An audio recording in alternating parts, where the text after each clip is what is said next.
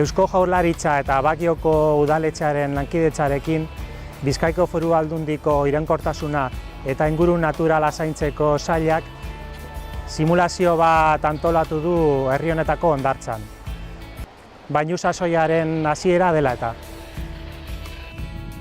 Ariketa atal desberdinez osatuta egon da.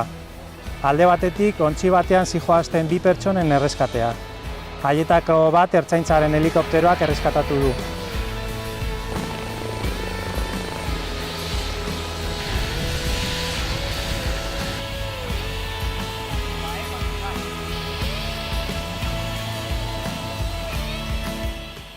Bigarren pertsonari, istripuak prebenitzeko sorospen eta laguntza zerbitzua ematen duen Gurutze Gorriak laguntza eman dio. Itsasbazterrera eraman eta berpizteko ariketak egin dizkiote.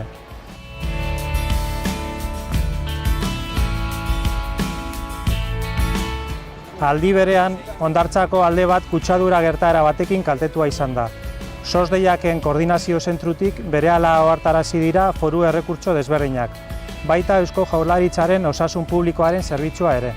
Behin isurketa aurkituta, sorosleek arrisku gunearen balizatzeari ekin diote.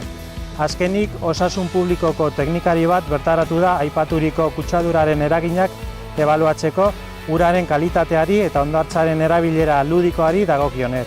Aldi berean, garbiketa zerbitzuek foku kutsatzailearen kontrolari ekin diote. Azken finean, ariketa oso onuragarria izan da.